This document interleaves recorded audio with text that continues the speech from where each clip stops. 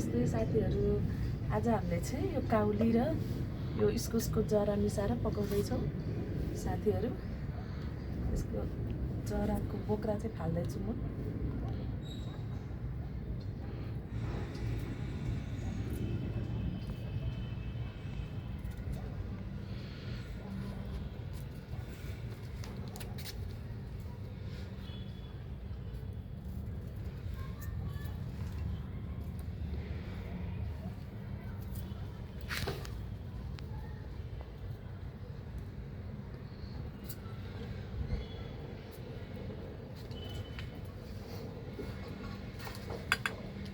हावा लाएर अलिकति बारेको छ पनि।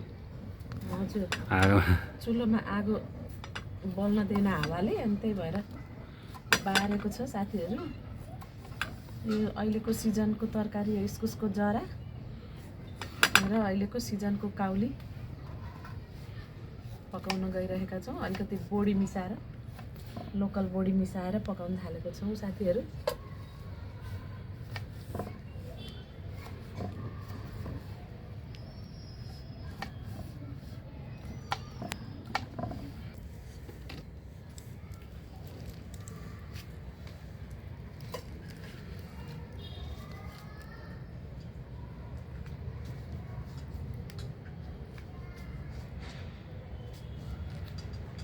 साँझ पख छतमा बसेर हेर्नु पऱ्यो। बेलुकाको खानाको लागि तरकारी रेडी गर्दैछौँ है साथीहरू।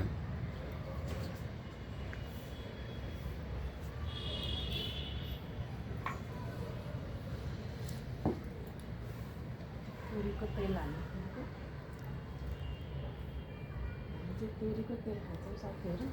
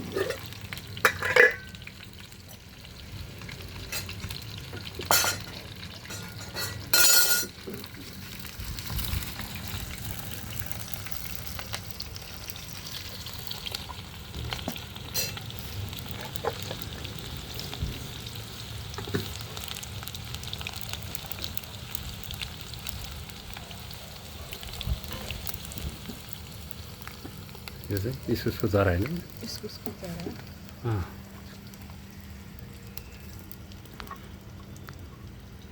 अहिले ठ्याक्क सिजन पनि छ है। सिजन छ भनौँ अब। इस्कुसको जरा अब निकाल्ने बेला भएको छ, यही सिजनकै हो। र हामीले चाहिँ दोलखा चरिकोटबाट होइन त बढी किनेर ल्याएको। चरिकोटबाट किनेर ल्याएको हो यो। अलिकति चिसै मौसममा फलेको यो है। चरिकोटतिर चिसै हुने ठाउँमा।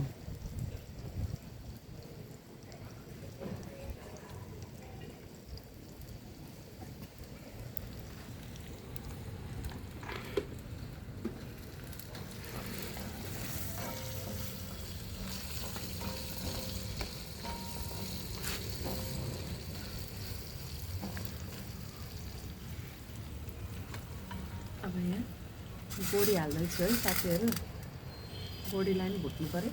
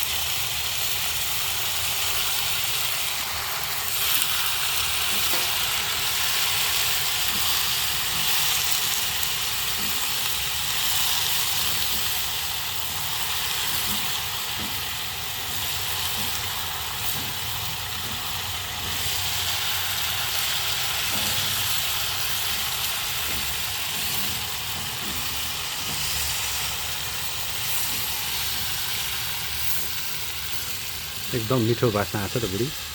हजुर मिठो बास्ना आएको छ। दाउरामा पकाएर होला है। दाउरामा पकाउँछ मिठो हुन्छ नि, छोपेर पकाउँछौँ है साथीहरू।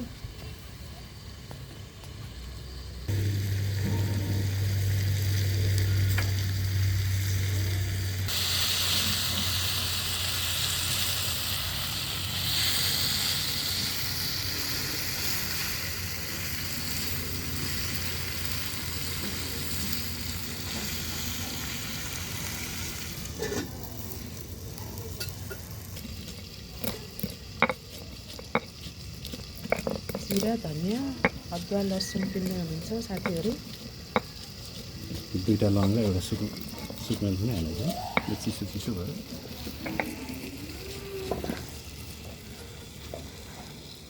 ल साथीहरू हामी चाहिँ गाउँले स्टाइलमा तरकारी पकाउँदैछौँ है। हेरेर साथ दिनु होला।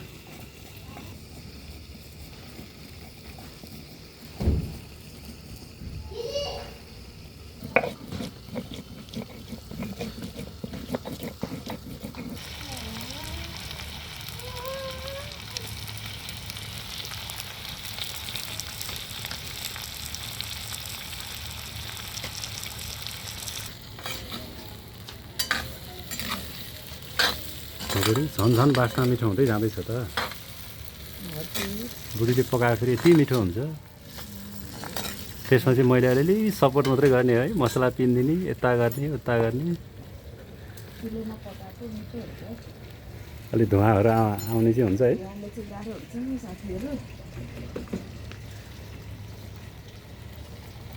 सबै कुरा त कहाँ हुन्छ र, अलिक केहीमा त कम्प्रोमाइज पनि गर्नुपर्छ नि बुढी।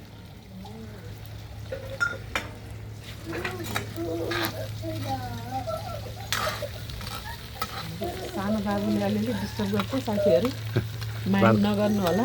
बाबु अलि नभन्ने सानै छ। बाबु सानो छ।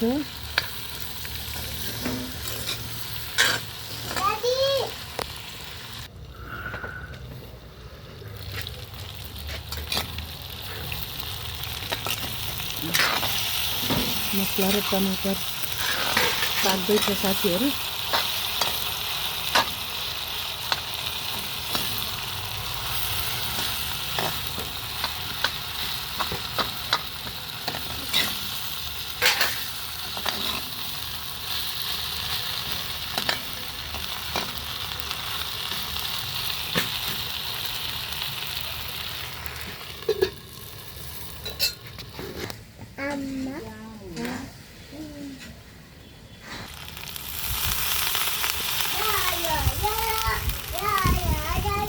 एकछिन पाकोस् भनेर अलिकति पानी हालेको साथीहरू।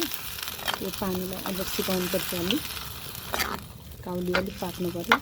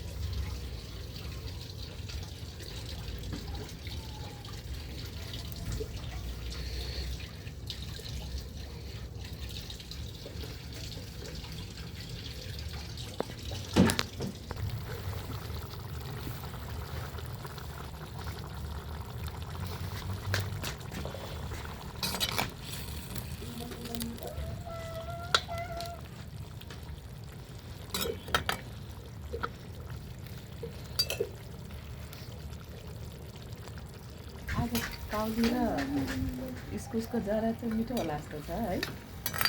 बुढीको पकाएको स्टाइल हेर्दा त एकदम राम्रो। बास्ना त्यस्तै मिठो आएको छ बुढी आज। त्यही त, त्यो आगोमा पकाएको चाहिँ जुन हामी गाउँघरमा खान्थ्यौँ नि, दाउराको बास्ना होइन। त्यसपछि गएर अब मसलाहरू पनि अब सिलौटोमै पिनेको छ। ठ्याक्कै गाउँको झझलको चाहिँ मेटिनी छ है।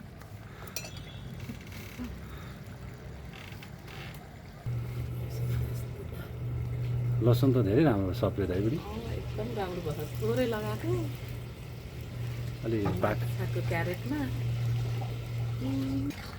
अब अलमोस्ट पाक्न लाग्यो अरे बुढी हजुर यहाँ देखाउनु त बुढी हस् बुढी हस् ल अब यो रस सुक्न लागिसक्यो अब रेडी हुन लाग्यो साथीहरू एकदम राम्रो यो इस्कुसको जरा पनि पाकिसक्यो आलु जस्तै मजाले पाकेको साथीहरू हेल्थको लागि एकदम राम्रो है बुढी इस्कुसको जरा इस्कुसको जरा इस्कुस इस्कुसको मुन्टा पनि होइन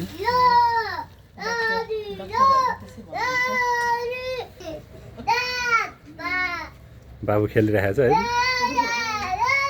बाबु कराउँदै खेलिरहेछ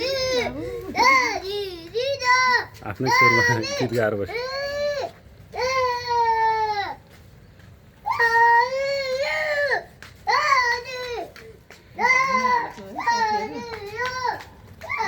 रेडी भयो अलमोस्ट अनि त्यही भएर अब धनियाँ हालेर भाँडामा खनाएर लिएर जान्छौँ साथीहरू